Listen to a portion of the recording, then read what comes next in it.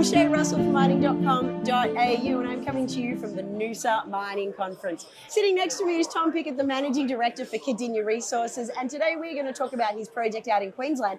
But first and foremost, we're going to play with the rocks. Look, thank you so much for being here. That's a lot of fun. Mate, these have got a lot of weight to them. Tell me, what am I looking at? I do. Well, this is a part of drill core. It's basically a slice out of a drill core. We drill into the ground to find out what's in there.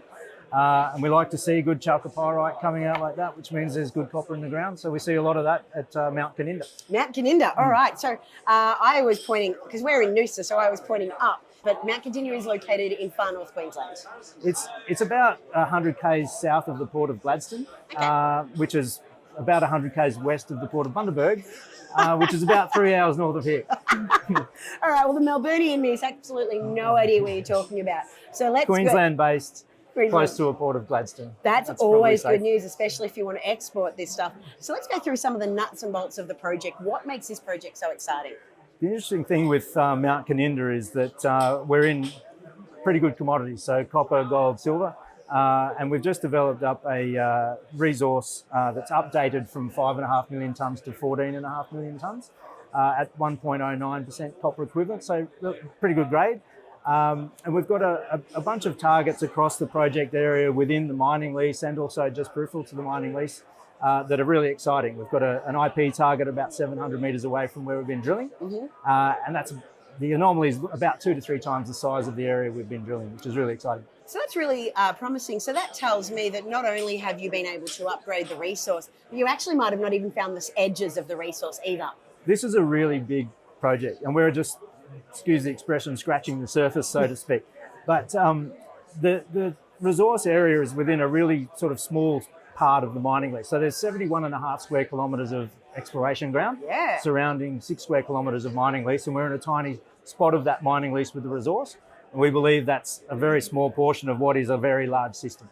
So how have you been able to, I guess, start to expand on this resource and let it be so hidden from the rest of the world? Yeah, there was an existing resource of 5.5 million tonnes, as I said. We embarked upon a drilling campaign a couple of years ago to expand upon that. We essentially drilled in almost the exact opposite direction of where everyone else was looking. And then extended the strike length as a result. And from there, we built up a different story. So we did some geophysical surveys called induced polarisation geophysics, IP for short. The IP lit up some really good targets. So that's how we intend to expand upon that resource number. Okay, so obviously you've had a great 2024. Let's look ahead what's happening for 2025. What are you planning to do? Oh, can you work through the wet season? Yeah, look, we're very lucky that, I mean, obviously you do get rain in this time of the year, etc. But where we are, it's not as set in as it is further north. Okay. And plus we're drilling up sort of on a saddle, if you like. So the water drains away pretty quickly. We generally find that we don't get too affected by weather.